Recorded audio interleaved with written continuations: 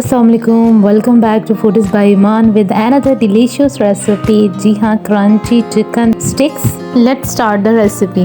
सबसे पहले आपने एक चेस्ट पीस लेना है चिकन का और उसके बाद आप उसे इस तरह से पीसेस में कटिंग कर लें और फिर खुले से बर्तन में उसको फैला लें। यहाँ पर ऐड करेंगे half teaspoon garlic powder, 1 teaspoon chili flakes, half teaspoon paprika powder, half teaspoon tikka boti masala, half teaspoon salt, 1/4 teaspoon oregano, half lemon squeeze करेंगे और इसे अच्छी तरह से मिक्स कर देंगे और इसे मैरिनेट करेंगे 1 घंटे के लिए। 1 घंटा हो चुका है। यहाँ पर हम बारबेक्यू स्टिक्स लेंगे। अब यहाँ पर अल्टरनेट वेज में हम इसके अंदर चिकन को इस तरह से सेट करेंगे। ये देखें, इस तरह से लुक होनी चाहिए। इसी तरह से सारी स्टिक्स को हम रेडी कर लेंगे 1 बाय 1। यहाँ पर हमारी सारी स्टिक्स रेडी हैं। ये देखें माशाल्लाह कितनी खूबसूरत लग रही हैं।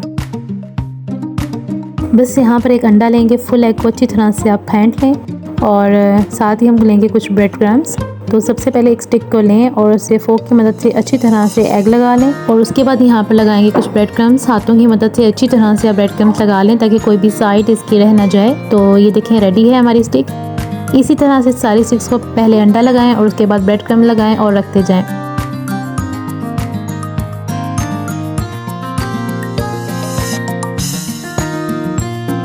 तो यहाँ पर सारी स्टिक्स हमारी रेडी हैं फ्राई होने के लिए। अब हम इनको करेंगे फ्राई।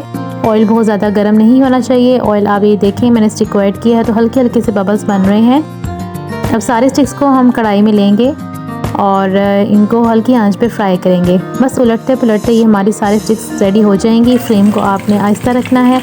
चिकन हमारा कच्चा है वो अच्छी तरह से कुक हो जाएगा। और ये देखें इसका कलर इसका चेंज हो रहा है।